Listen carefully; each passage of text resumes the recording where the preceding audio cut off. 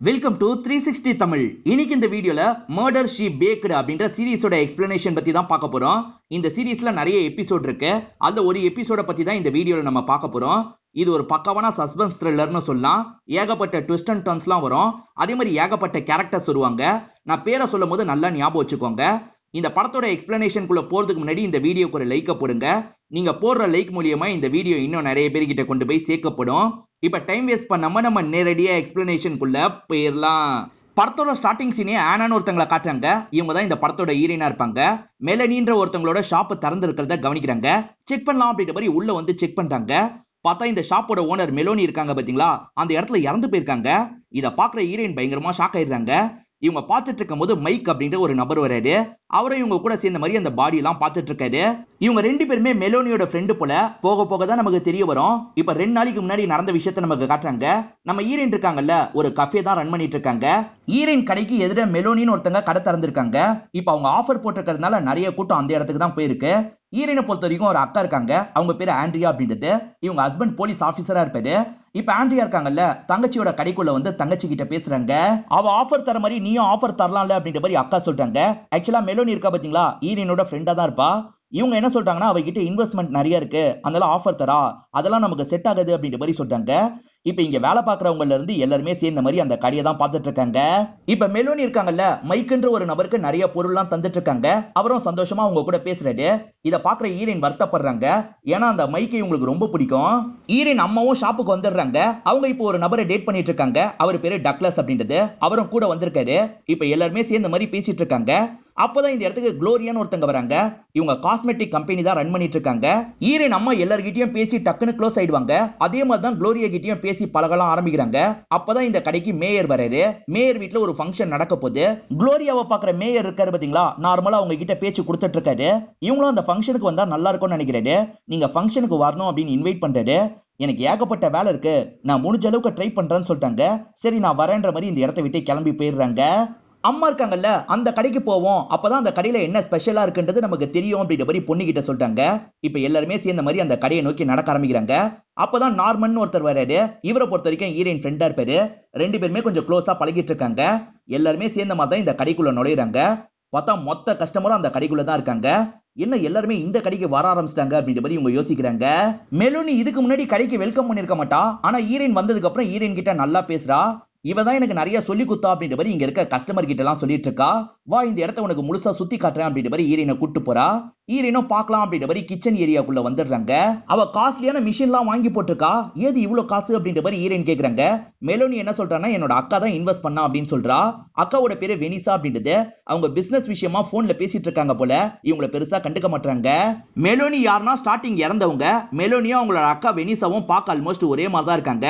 ரெண்டு பேரோட hair style தான் கொஞ்சம் வித்தியாசமா இருக்கு. இப்ப பேசி முடிச்ச வெனிசா இருக்காங்கல்ல, நார்மலா ஹீரோயினுக்கு பக்கத்துல வந்து ஹீரோயின் கிட்ட கொஞ்ச நேரம் பேசுறாங்க. இப்ப ஹீரோயின் ஃபேமிலியை சேர்ந்தவங்க நிறைய பொருள்லாம் வாங்கியிருக்காங்க. ஒவ்வொரு பொருளா டேஸ்ட் பண்ணி பார்ப்போம் அப்படின்ற மாதிரி டேஸ்ட் பண்ணி பாக்குறாங்க. காப்லர் அப்படின்ற மாதிரி ஒரு டெசர்ட் இருக்கும். அதை அவ சூப்பரா பண்ணிருக்கா, நீ ஏன் அதெல்லாம் ட்ரை பண்ணக்கூடாதுன்னு கேக்குறாங்க. ஓகே இன்னைக்கு உங்க எல்லார்கிட்டயும் ட்ரை பண்ணி காட்டுறேன்ற மாதிரி ஹீரோயின் சொல்றாங்க. நாங்க சாப்பிட ஆவலா இருக்கோன்ற மாதிரி ஃபேமிலி மெம்பர்ஸ் எல்லாம் சொல்றாங்க. இவங்க பக்காவா ரெடி பண்ணி ஃபேமிலிக்கு தராங்க. ஃபேமிலியை சேர்ந்து எல்லாருமே சாப்பிடுறாங்க. ஆனா இது லைட்டா கொஞ்சம் டேஸ்ட் மிஸ் ஆகுற மாதிரியே தோணுது. அதை நேரடியா சொல்ல முடியாதுல்ல, மறைமுகமா சொல்றாங்க. மேயர் வீட்ல ஃபங்க்ஷன் நடக்க போதில்ல, 2 காப்லர் எடுத்துடுவாமா அப்படின்ற மாதிரி அவர் சொல்லிடுறாரு. இவங்களும் ஒர்க்கர் கூட சேர்ந்து கிளீனிங் வேலையெல்லாம் பார்த்துட்டு இருக்காங்க. அப்பதான் மைக்கு இவங்க கிட்ட பேசுறதுக்காக வர்றாரு. மைக்கு காலையில அந்த இடத்துக்கு போனார்ல, அது இவங்களுக்கு லைட்டா கோவத்தை வர வைக்குது. மைக்கும் இவங்களும் ஒரு டைம்ல டேட் பண்ணிருப்பாங்க. இப்ப ஃப்ரெண்ட்ஸ் மாதிரி தான் பழகிட்டு இருக்காங்க. இவங்க செஞ்ச காப்லரா அவர் டேஸ்ட் பண்ணி பாக்குறாரு. சூப்பரா இருக்கு அப்படின்ற மாதிரிலாம் இவங்களை பாராட்டுறாரு. என்னை விட உனக்கு மெலோனி செஞ்சது தானே பிடிச்சிருக்கும் அப்படின்ற மாதிரி இவங்க கேக்குறாங்க. காலையில நம்ம போனதை இவ பாத்துட்டான்றது இவருக்கு புரியுது. அவ ஃப்ரெண்டுல, அதனால தான் போனேன் அப்படின்ற மாதிரி இவரும் சொல்லிட்டாரு. இப்ப ஹீரோயின் வீட்டுக்கு வந்துடுறாங்க. இவங்களுக்கு பூனைனா ரொம்ப பிடிக்கும். பூனை கிட்ட தான் பேசுறாங்க. அவ பிசினஸ்னால என் பிசினஸ் பாதிக்கப்படும் போல அப்படின்ற மாதிரிலாம் சொல்றாங்க. மெலோனி கடையில இவங்க நிறைய வாங்கினாங்கல்ல, காப்லரும் வாங்கியிருப்பாங்க. அந்த காப்லரை வீட்டுல வச்சு டேஸ்ட் பண்ணி பாக்குறாங்க. இந்த டேஸ்ட்டை ஏற்கனவே நம்ம ஃபீல் பண்ணிருக்கோமே அப்படின்ற மாதிரி இவங்களுக்கு தோணுது. இவங்க வேக வேகமா ஒரு ஷாப்க்கு வந்துடுறாங்க. 80% ஆல்ரெடி ரெடியான மாதிரி காப்லர் இருக்கும். அதை கடைக்கு வந்து இவங்க வாங்குறாங்க. இதை ரெடி பண்ணி தான் இவ தரா போல அப்படின்ற மாதிரிலாம் இவங்களுக்கு தோணுது. இப்ப வீட்டுக்கு எடுத்துட்டு வந்து டேஸ்ட் பண்றாங்க. 2 காப்லரும் ஒரே மாதிரி தான் இருக்கு. கண்டிப்பா அவ இங்க வாங்கி தான் இதெல்லாம் பண்ணிட்டு இருக்கா அப்படின்ற மாதிரி இவங்க யோசிக்கிறாங்க. அந்த மேயர் எடுத்துட்டு வர சொன்னார்ல, ஈரனும் அக்கா கூட சேர்ந்த மாதிரி தான் எடுத்துட்டு வராங்க. அதே மாதிரி இவங்க கண்டுபிடிச்சதை பத்தி அக்கா கிட்ட சொல்லிட்டாங்க. கடையில வாங்கி தந்தா பெருசா லாபம்லாம் கிடைக்காது, அதை மீறியும் பண்றான்னா முதல்ல கஸ்டமர் எல்லாம் பிடிக்கிறதுக்காக தான் இப்படி பண்ணிட்டு இருக்கா போல அப்படின்ற மாதிரி அக்கா சொல்லிட்டாங்க. மேரி இவங்க கிட்ட 2 பாக்ஸ் தானே கேட்டாரு, ஆனா மெலனி கிட்ட இருந்து நிறைய பாக்ஸ் வாங்கியிருக்காருன்னு இவங்களுக்கு தெரிய வருது. இது தெரிஞ்சோடனே ஈரின் லைட்டா ஃபீல் பண்றாங்க. அப்ப இதை எடுத்துட்டு போகவான்னு கேக்குறாங்க. இல்ல இதுவும் வேணும்ன்ற மாதிரி மேயரும் வாங்கிக்கிறாரு. இவங்களை விட மெலோனி கிட்ட நிறைய வாங்கிட்டார்ல, அதனால ஈரின் லைட்டா ஃபீல் பண்ணிட்டு இருக்காங்க. ஆனா அக்கா இருக்காங்கல்ல, இந்த இடத்துல கோவப்பட்டு மெலோனியை திட்ட ஆரம்பிக்கிறாங்க. இவளுக்கெல்லாம் பேக் பண்ணவே தெரியாது, என் தங்கச்சி கிட்ட இருந்து தான் கத்துக்கிட்டா, இவ வேஸ்ட் அப்படின்ற மாதிரிலாம் சொல்லிட்டு இருக்காங்க. யாரை பார்த்து வேஸ்ட்னு சொன்னீங்க அப்படின்ற மாதிரி மெலோனி கோவப்படுறா. நீங்க ஏதாவது காப்லரை செய்ய சொல்லுங்க, நான் நைட்டு செஞ்சு எடுத்துட்டு வரேன் அப்படின்ற மாதிரி சொல்றா. அக்கா இருக்காங்கல்ல, இந்த காப்லரை ரெடி பண்ணி எடுத்துட்டு வா அப்படின்ற மாதிரி சொல்றாங்க. சரின்ற மாதிரி மெலோனியும் இங்க இருந்து கிளம்பி போயிடுறா. அம்மாவும் அம்மாவோட பாய் ஃப்ரெண்டும் ஈரினோட கடையில் தான் இருக்காங்க. இன்னைக்கு நைட்டு தான் மேயர் வீட்டுல ஃபங்க்ஷன் நடக்க போகுது. சரி நாங்க அந்த ஃபங்க்ஷனுக்கு கிளம்புறோம், நீயும் சீக்கிரமா வந்துரு அப்படின்ற மாதிரி சொல்லிட்டாங்க. நான் வேலையெல்லாம் முடிச்சுட்டு வந்துடுறேன் அப்படின்ற மாதிரி ஈரின் சொல்லிட்டாங்க. சின்ன சின்ன வேலையெல்லாம் பார்த்துட்டு இருக்காங்க. அப்பதான் மெலோனி இவங்க கிட்ட பேசுறதுக்காக கடைக்கு வந்துடுறா. எனக்கு சுத்தமா அதை செய்ய தெரியல, செய்யாம போனா அசிங்கமாயிடும், நீ வான்ற மாதிரி கூப்பிடுறா. இவங்களும் ஃப்ரெண்டுன்றதுனால அவளோட இடத்துக்கு வந்துடுறாங்க. ஆக்சுவலா இவளோட அக்கா வெனிசா தான் ஃபுல் காசை இன்வெஸ்ட் பண்ணிருப்பா. வெனிசாவோட ஹஸ்பண்ட் ரீசெண்டா இறந்து போயிருப்பாரு. அதனால தான் அக்கா பிசினஸ் பண்ணலாம்னு சொன்னா. நான் தான் இந்த பிசினஸ் ஐடியாவை கொடுத்தேன், ஆனா எதுவுமே எனக்கு செய்ய தெரியாது. இதெல்லாம் என்னோட அக்காக்கு தெரிய வந்ததுன்னா பயங்கரமா கோவப்படுவா, சீக்கிரமா எனக்கு ஹெல்ப் பண்ணு அப்படின்ற மாதிரிலாம் கேக்குறாங்க. சரின்ற மாதிரி ஈரின் இருக்காங்கல்ல, அதை எப்படி ரெடி பண்ணும் அப்படின்ற மாதிரிலாம் இவங்களுக்கு இந்த இடத்துல சொல்லி கொடுத்துட்டு இருக்காங்க. அப்பன்னு பார்த்து வெனிசா இந்த இடத்துக்கு வந்துடுறாங்க. வந்த வெனிசா இருக்காங்கல்ல, பிசினஸ் விஷயமா வெளியூருக்கு போக போறேன்ற மாதிரி இங்க இருந்து கிளம்புறாங்க. இப்ப மெலோனி இருக்காங்கல்ல, மைக்க பத்தி பேச ஆரம்பிக்கிறாங்க. ஆக்சுவலா ஸ்கூல் டைம்ல இவங்க 2 பேருமே ஒன்னா படிச்சவங்களா இருப்பாங்க. இப்ப திரும்பி கடைக்கு வந்திருக்காரு, அவர் கூட கொஞ்சம் கொஞ்சமா பேசி பழகுறேன், எனக்கு ரொம்ப பிடிச்சிருக்கு அப்படின்ற மாதிரிலாம் பேசிட்டு இருக்காங்க. மைக்க பத்தி பேசணும்னா ஈரினோட முகம் லைட்டா மாறிடுது. இப்ப ஈரின் ஆல்மோஸ்ட் எல்லாத்தையும் சொல்லி கொடுத்துறாங்க. இன்னும் பேக்கிங் மட்டும் தான் பேலன்ஸ் இருக்கு, அதை நீ பண்ணி முடிச்சுட்டு ஃபங்க்ஷனுக்கு கிளம்பிடு, எனக்கும் ஃபங்க்ஷனுக்கு போறதுக்கு டைம் ஆயிடுச்சு, நான் கிளம்புறேன்ற மாதிரி கிளம்பிடுறாங்க. சரின்ற மாதிரி இந்த இடத்துல மெலோனியும் ஏத்துக்கிறா. வீட்டுக்கு வந்த ஈரின் லைட்டா ஃபீல் பண்ணிட்டு இருக்காங்க. சரி ஃபங்க்ஷனுக்கு போவோன்ற மாதிரி ரெடி ஆயிடுறாங்க. ஒரு வழியா அந்த ஃபங்க்ஷனுக்கு வந்துடுறாங்க. நியாயமா பார்த்தா மெலோனி இந்த டைம் இந்த இடத்துக்கு வந்திருக்கணும், இன்னும் எதுக்காக வராம இருக்கான்ற மாதிரி ஈரின் யோசிக்கிறாங்க. இப்ப அந்த இடத்துல கல்யாண ஃபங்க்ஷன் நல்லபடியா முடிஞ்சிருது. கொஞ்சம் லேட்டா தான் குளோரியா இந்த இடத்துக்கு வராங்க. வந்த குளோரியா இருக்காங்கல்ல, கொஞ்சம் பதட்டமா தான் எல்லார்கிட்டயும் பேசிட்டு இருக்காங்க. இத மத்தவங்க நோட் பண்ண மாட்டாங்க, ஆனா ஈரின் நல்லாவே நோட் பண்ணிடுறாங்க. இவங்க ஏன் இவ்வளவு பதட்டமாலாம் இருக்காங்க அப்படின்ற மாதிரி இந்த இடத்துல யோசிச்சுட்டு இருக்காங்க. நார்மன் ஒருத்தர் ஈரின் கூட சேர்ந்த மாதிரி அந்த கடைக்கு போனாரு பாத்தீங்களா, அவர் இந்த இடத்துக்கு வந்திருக்காரு. என் கூட சேர்ந்து டான்ஸ் ஆடுறியான்னு கேக்குறாரு. இவங்களும் சரின்ற மாதிரி ஏத்துக்கிறாங்க. இவங்க 2 பேருமே சேர்ந்த மாதிரி டான்ஸ் ஆடிட்டு இருக்காங்க. இவங்க 2 பேருமே இப்ப க்ளோஸா பழகுற மாதிரி நமக்கு காட்டுறாங்க. ஈரின் கடையில சில பொருள் எல்லாம் கிளியர் பண்ணணும்னு நினைப்பாங்க. நார்மனும் கடைக்கு வந்துடுறாரு, இவங்களுக்கு கிளீன் பண்றதுக்கு ஹெல்ப் எல்லாம் பண்ணிட்டு இருக்காரு. இதுக்கப்புறம் நான் பாத்துக்கிறேன், நீ கிளம்புன்ற மாதிரி சொல்றாங்க. நார்மன் கிளம்பிடுறாரு. இவங்களும் வேலையெல்லாம் முடிச்சுட்டு கிளம்பலாம்னு நினைக்கிறாங்க. அப்பதான் மெலோனி கடை இன்னும் ஓபன்ல இருக்கிறது இவங்களுக்கு தெரிய வருது. என்ன இன்னும் ஓபன்ல இருக்கு அப்படின்ற மாதிரி யோசிக்கிறாங்க. இப்ப மெலோனிக்கு கால் பண்ணி பாக்குறாங்க. பார்த்தா கால் போக மாட்டேங்குது. வாய்ஸ் நோட்ல கடை திறந்திருக்கு, நான் உள்ள போய் செக் பண்ண போறேன் அப்படின்ற மாதிரி அனுப்பிடுறாங்க. இப்ப பொறுமையா கதவை திறந்து உள்ள வராங்க. இப்பதான் படத்தோட ஸ்டார்டிங் சீனோட நமக்கு கனெக்ட் பண்றாங்க. உள்ள பார்த்தா மெலோனி இறந்து போயிருக்காங்க. அவங்க முதுகுல தான் ஒரு புல்லட் இருக்கு. இத பாக்குற இவங்களுமே ஷாக் ஆயிடுறாங்க. என்ன பண்றதுன்னு ஒண்ணுமே புரியாம யோசிச்சுட்டு இருக்காங்க. அப்பன்னு பத்தி யாரோ வர மாதிரி சவுண்ட் கேக்குது. பார்த்தா அந்த இடத்துக்கு மைக் தான் வந்திருக்காரு. மெலோனி கூட பழகிட்டு இருக்காருல, அதனால தான் பாக்குறதுக்காக வந்திருக்காரு. இந்த கண்டிஷன்ல இருக்கிறத பார்த்தோன்னா ஷாக் ஆயிடுறாரு. நீ யாரையாவது பாத்தியான்னு கேக்குறாரு. நான் யாரையும் பார்க்கலன்ற மாதிரி சொல்றாங்க. சரி செக் பண்ணி பார்ப்போம் அப்படின்ற மாதிரி இவரும் வேகமா செக் பண்றதுக்காக போறாரு. நீ எதையும் தொடாத அப்படின்ற மாதிரி போறாரு. அது மூணும் பேக்காய் முடிஞ்சதுக்கு அப்புறம் இவ எடுக்கிறதுக்காக போகும்போது தான் யாரோ பின்னாடி ஷூட் பண்ணிருக்காங்கன்றது ஈரினுக்கு தெரிய வருது. இப்ப இவரும் வெளியெல்லாம் செக் பண்ணிட்டு உள்ள வந்துடுறாரு. யாரும் போன மாதிரி எனக்கு தெரியல, நான் ஸ்டேஷனுக்கு இன்ஃபார்ம் பண்ணிட்டேன், நீ எதையும் தொடாத, வெளியே வான்ற மாதிரி இவங்களை கூட்டு வந்துடுறாரு. இவங்க வெளியே வெயிட் பண்ணிட்டு இருக்கும் போது அந்த வழியா கரெக்டா நார்மன் வராரு. நார்மனும் என்னாச்சு, ஏன் நிக்கிறேன்னு கேக்குறாரு. இவங்களும் மெலோனி இறந்ததை பத்தி சொல்றாங்க. எது இறந்து போயிட்டாளா, எப்படி அப்படின்ற மாதிரிலாம் இவர் கேக்குறாரு. மைக் வந்து விஷயத்த சொல்றாரு. இப்ப குளோரியா இருக்காங்கல்ல, டைம் ஆயிடுச்சு, நான் கிளம்புறேன்ற மாதிரி கிளம்ப ஆரம்பிக்கிறாங்க. அப்பதான் ஆண்ட்ரியாவோட ஹஸ்பண்டுக்கு போன் கால் வருது. இவரும் போலீஸ்ன்றதுனால அந்த கொலையை பத்தி சொல்றாங்க. இதை கேட்கிற இவர் ஷாக் ஆயிடுறாரு. இங்க இருக்க மாமியார் கிட்ட எல்லாம் இந்த விஷயத்த சொல்றாரு. இப்ப எல்லாருமே சேர்ந்த மாதிரி ஈரினை பாக்குறதுக்காக வந்துடுறாங்க. இறந்து போனது ஈரின் ஃப்ரெண்ட் இல்ல, அதனால ஈரினை சமாதானப்படுத்துறாங்க. இதனால ஈரினுக்கு ஏதாவது பிரச்சனை வருமா அப்படின்ற மாதிரி அம்மா பயந்துட்டு இருக்காங்க. ஹஸ்பண்ட் கூட இதை பத்தி டிஸ்கஸ் பண்றாங்க. எது வந்தாலும் பாத்துக்கலாம் அப்படின்ற மாதிரி ஹஸ்பண்டும் சொல்லிட்டு இருக்காரு. இப்ப ஈரின் கிட்ட பேசுறதுக்காக மைக் இந்த இடத்துக்கு வந்துடுறாரு. இப்போதைக்கு நீ தான் சஸ்பெக்ட்னு சொல்றாரு. எது நான் சஸ்பெக்டா, எனக்கு என்ன மோட்டிவ் இருக்குன்ற மாதிரி இவங்க கேக்குறாங்க. அவ ஷாப்பு தொடங்கியிருக்கா, நல்லா ஷாப்பு போகுது, அது உனக்கு பிடிக்காம நீ கூட பண்ணிருக்கலான்ற மாதிரி தான் இப்ப யோசிக்கிறாங்க. எதையும் இப்ப முழுசா சொல்ல முடியாது, நீ லாயரை பாக்குறது நல்லதுன்னு சொல்றாரு. இப்ப மறுநாள் ஸ்டேஷனுக்கு கூப்பிட்டு இவங்க பேசுறாரு. இவங்க கைரேகையெல்லாம் எடுத்துட்டு இருக்காரு. நீ எதையுமே தொடலன்னு தானே சொன்ன, ஆனா அந்த இடம் முழுக்க உன்னோட கைரேகை தான் கிடைச்சிருக்கு அப்படின்ற மாதிரி சொல்லிட்டாரு.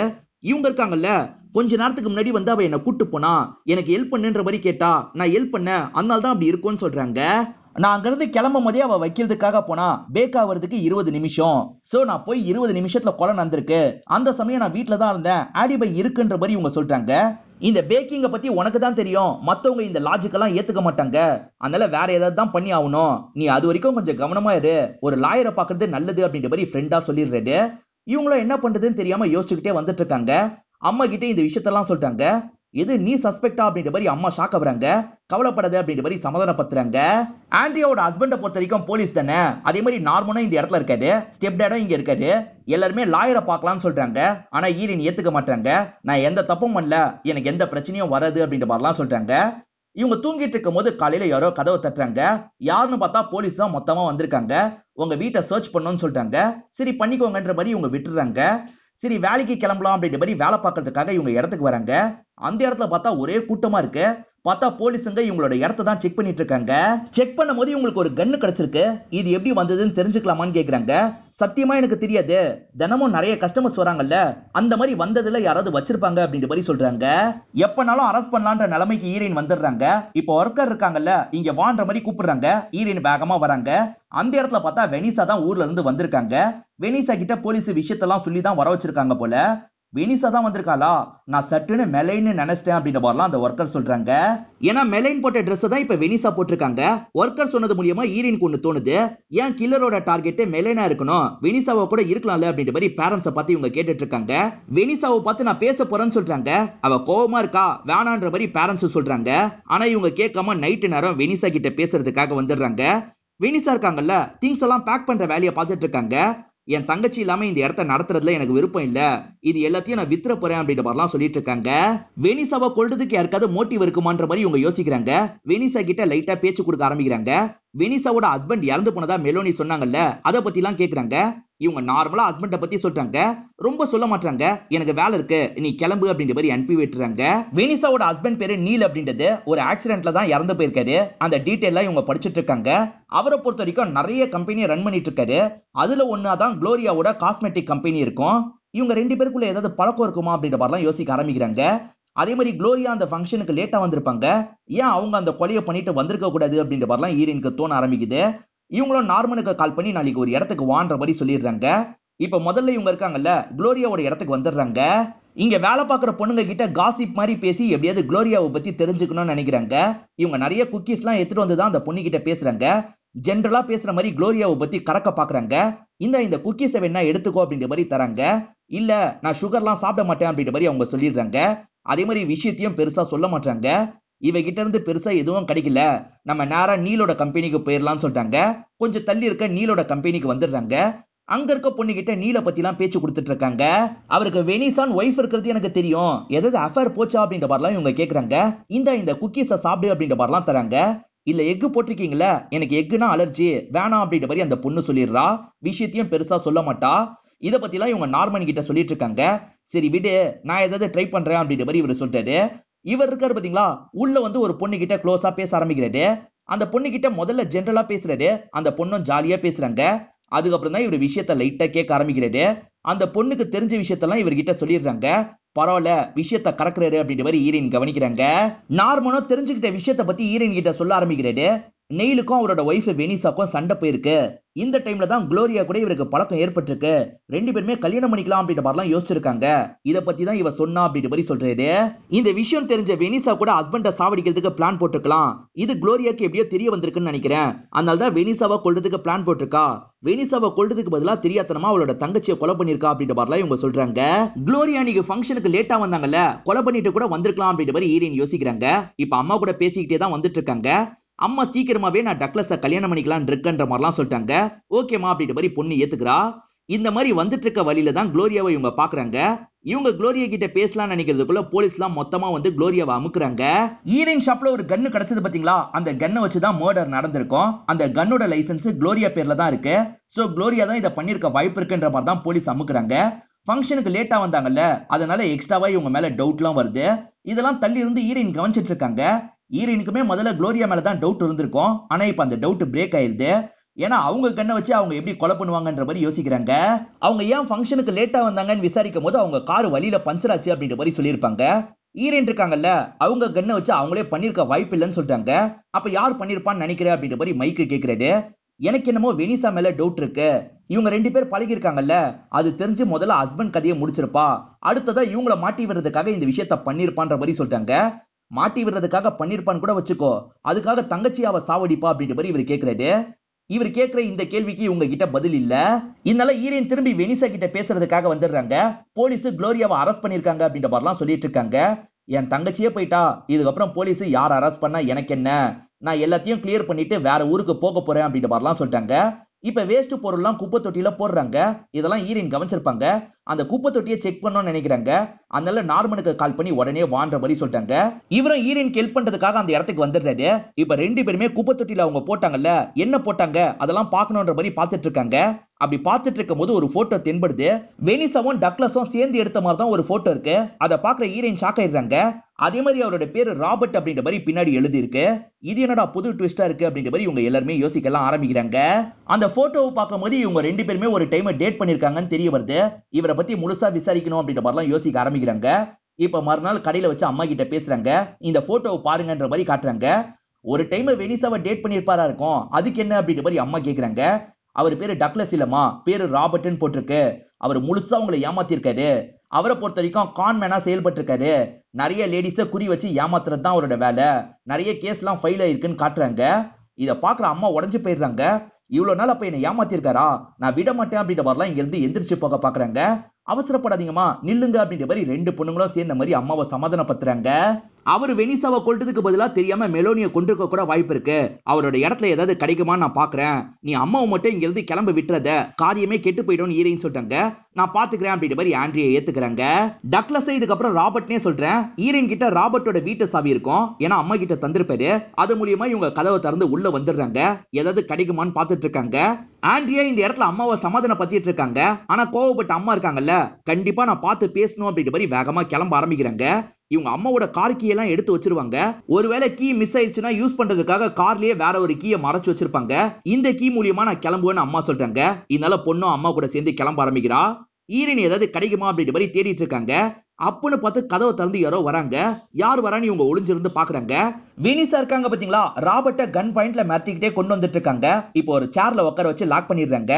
என்னதான் பேசுறாங்க கேப்போன்ற மாதிரி ஈரனோ மறைஞ்சிருந்து அவங்க பேசுற விஷயத்தெல்லாம் கவனிச்சிட்டு இருக்காங்க. வெனிசா இருக்காங்கல்ல, ஒரு டைம் ராபர்ட்ட டேட் பண்ணிருப்பாங்க. அப்புறம் தான் அவர் ஏமாத்துக்காரன்னு தெரிய வந்திருக்கும். அதே மாதிரி இவங்க ஹஸ்பண்டான நெயில் குளோரியாவை கல்யாணம் பண்ணிக்கலாம்னு நினைக்கிறாருல, அப்படி கல்யாணம் பண்ணிட்டா சொத்தெல்லாம் நம்ம கையை விட்டு போயிடும் நினைச்சிருப்பாங்க. இதனால ராபர்ட் மூலியமா நீலோட கதையை முடிக்கணும்ன்ற மாதிரி நினைச்சிருப்பாங்க. நீ மட்டும் இதை பண்ணலன்னு வச்சுக்கோ, ஈரின் அம்மா கிட்ட உன்னை பத்தி சொல்லிடுவேன் அப்படின்ற மாதிரி மிரட்டி இருப்பாங்க. இவர் இதுக்கு முன்னாடியே கொலைலாம் பண்ணிருப்பாரு. அதனால இந்த விஷயத்த பண்ணிடலான்றதுக்காக பண்ணிருப்பாரு. இவர் நீல ஆக்சிடென்ட்ல இறந்த மாதிரி செட் பண்ணி வச்சிருப்பாரு. ஆனா இந்த வெனிசா இருக்காங்கல்ல, இவருக்கு தெரியாத மாதிரி அதை ரெக்கார்ட் பண்ணி வச்சிருப்பாங்க.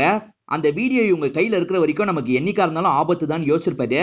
வெனிசாவோட கதையை முடிக்கணும்னு நினைச்சிருப்பாரு. அப்படி தெரியாம தான் மெலோனியோட கதையை முடிச்சிருப்பாரு. இது எல்லாத்தையும் மறைஞ்சிருந்து ஈரன் கவனிச்சிட்டு இருக்காங்க. இப்ப இவர் இருக்கார்ல, என்ன கொலை பண்ணிடாத, அப்புறம் நீ தான் மாட்டுவன்ற மாதிரி சொல்லிட்டாரு. நான் மாட்ட மாட்டேன், ஈரன் அம்மாவை தானே டேட் பண்ணிருக்க, ஈரன் அம்மா உன்னோட சுயரூபம் தெரிஞ்சு உன்னை கொன்னுட்டாங்கன்ற மாதிரி நான் செட் பண்ணிடுவேன், எனக்கு ஒன்னும் பிரச்சனை இல்லைன்ற மாதிரி சொல்லிட்டாங்க. இவரும் ப்ளீஸ் வேணான்ற மாதிரிலாம் கெஞ்சிட்டு இருக்காரு. இந்த டைம் ஈரன் இருக்காங்கல்ல, இவருக்கு பக்கத்துல வந்துடுறாங்க. இவரை லாக் பண்ணி வச்சிருக்கால, அந்த லாக்கை ஓபன் பண்ணும் அப்படின்ற மாதிரி கஷ்டப்பட்டு ஓபன் பண்ணிடுறாங்க. அவ ஷூட் பண்றதுக்காக வரும்போது சட்டுன்னு இவரும் தடுத்து சண்டை போட ஆரம்பிக்கிறாரு. இந்த கேப்ல ஈரனும் உள்ள புந்து சண்டை போடுறாங்க. மாத்தி 3 பேருமே சண்டை போட்டுட்டு இருக்காங்க. அப்பதான் போலீஸ்லாம் மொத்தமா இந்த இடத்துக்கு வந்துடுறாங்க. போலீஸ் வரும்போது ராபர்ட் இங்க இருக்க மாட்டாரு. இவங்க 2 பேர் மட்டும் தான் சண்டை போடுறாங்க. போலீஸே இவங்க 2 பேரையும் புடிச்சு வச்சிடுறாங்க. அதே மாதிரி அம்மாவும் ஆண்ட்ரியாவும் சேர்ந்த மாதிரி இந்த இடத்துக்கு வந்துடுறாங்க. போலீஸ் முன்னாடி வெனிசா இருக்கல்ல, இவ தான் என்ன கொல்ல பார்த்தா அப்படின்ற மாதிரிலாம் நடிக்கிறாங்க. ஆனா ஈரின் இதுக்கு முன்னாடி வெனிசா பேசின எல்லாத்தையும் ரெக்கார்ட் பண்ணிருப்பாங்க. இப்போ போலீஸ் முன்னாடியே ப்ளே பண்ணி காமிச்சிடுறாங்க.